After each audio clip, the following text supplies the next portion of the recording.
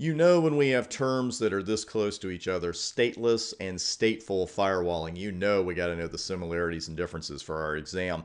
So we're going to take a look at those now. Also, I want to mention that I am going to continue to use the term stateless filtering as well. And when I'm saying filtering, firewalling here, it's really the same thing because this is networking and you know we got to have multiple names for the same thing. So stateless filtering, stateless firewalling, it's also known as static packet filtering, static filtering, or packet filtering. Now, what do those names bring to mind? Something we have spent a lot of time with on our NA studies. What do we use to filter packets? Yeah, an access list. When we use an ACL, we're actually putting stateless filtering into action.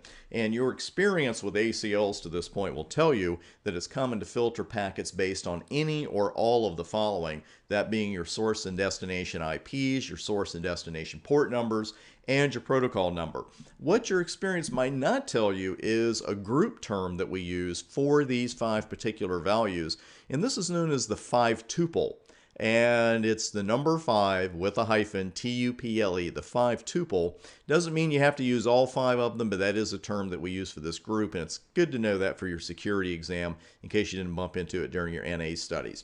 Now, stateless filtering, you've been doing it without even knowing you were actually doing it, right? You're writing an access list and you're just trying to get the syntax right. You're not thinking about, hey, this is stateless filtering, but it is. But the thing is, we didn't need a special Cisco router to configure an ACL. We didn't need a special iOS. We didn't need to spend a bundle of money on some plus iOS. We didn't need that. So if stateless filtering is so great, why bother with stateful filtering? Well, it's the old TCP UDP argument, right? If TCP has all these features, why do we ever bother with UDP? Well, the concerns here are not the same as there are with TCP and UDP, but there are 2 serious concerns minimum I'm going to mention here with stateless filtering. And the first one is simply the rule that a connection initiated by an inside host is much more likely to be a legitimate conversation than one started by an outside device. You may never even have thought about that before, but really it's absolutely true because it's a known host to us, that is, known to us. If it's initiated by an inside host, then when we get that outside device reply, we want to be able to say, oh, okay, this is part of an existing conversation that an inside host began. The problem is that stateless filtering is really permit or deny. There's no attempt to determine if the packet being filtered is part of an already existing connection or if it's initiating a conversation. And that is very important to us when it comes to actual firewalling. Now, the other main concern involves the dynamic port numbers that some applications use. Now, ACLs are fantastic with permitting and denying based on static port numbers, but not so much with dynamic numbers. And when we're using stateless filtering, applications that use dynamic port numbers like FTP, which is huge on dynamic port numbers, you're going to have some trouble with FTP.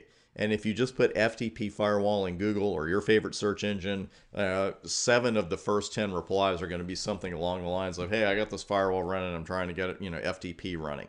So FTP is classic for having issues with firewalls, especially when you first put them in. One more concern with stateless filtering I want to mention, there's no memory or list of previously seen IP addresses, so it is particularly susceptible to IP spoofing attacks. So while this stateless filtering is good, it does have some real drawbacks as far as firewalling goes. And that's what where stateful packet filtering comes in. Now, stateful packet filtering monitors the overall connection state, the TCP connection state. It includes TCP sequence numbers, and that's vital when it comes to preventing TCP-based attacks. Basically, a stateful firewall is going to let an internal host start a conversation with an outside host, but not allow an outside host to start a conversation with an inside host.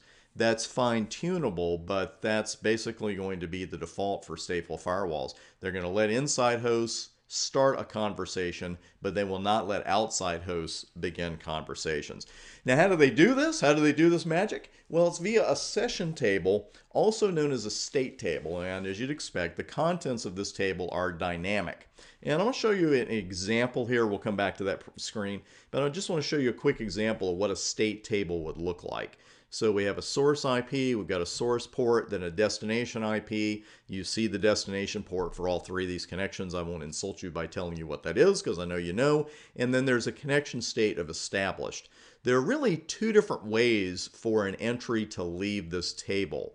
And the first one would be if it just times out. If it goes idle and we have a configurable idle timer on any firewall, it's like when this connection is idle for X seconds, just go ahead and drop it and take it out of the state table. Also, if the conversation is concluded actively by one of the involved hosts, then it would leave the table as well. Now, going back again, this is called a session table. It's also called a state table. It's dynamic contents, and of course, when the conversations go quiet, that idle timer would start. And again, if one of the hosts actually stops the conversation by finishing it actively, then that conversation will be removed from the table as well. Now, again, the state table includes, as we saw, your source and destination IPs, your source and destination ports, and that connection state. Now, stateful filtering would not allow the original SYN packet to enter the network from the outside. It would only allow a packet with the ACK set if the session table indicates that an internal host initiated the TCP handshake. So again, we're not allowing an outside host to start the conversation. It can respond to one initiated by an inside host, and that's where our state table is going to keep an eye on things as far as the actual connection being formed, and then how long the connection stays in that state table. Also, TCP packets with sequence numbers outside an expected range would be dropped. So another vote there for stateful filtering. Now, stateful filtering is also a lot easier on apps and protocols that use dynamic port numbers, such as FTP. Now, you might be thinking, well, doesn't FTP use, the same ports all the time? Well, it does use TCP ports 20 and 21, but whether you're running active or passive FTP, randomly selected port numbers are also involved. So I know during your NA studies, we hammer you over the head with ports 20 and 21, 20 and 21. There are two ports. There are, but there are also randomly selected port numbers involved. And a stateful filter will recognize the FTP data channel construction process and will allow it to be completed, where a stateless filter that can't adapt to dynamic port numbers would not. Now, stateful firewalls are not perfect, and in today's world, they have one particularly glaring weakness. They can't combat application layer attacks. But I know a firewall that does. We're going to talk about that in the next video or two, and also go into a little bit more detail about that TCP three-way handshake, because I want to make sure, first off, that you're totally refreshed on the three major steps of that, and then we're going to go into a little more detail on it. That's all coming up next.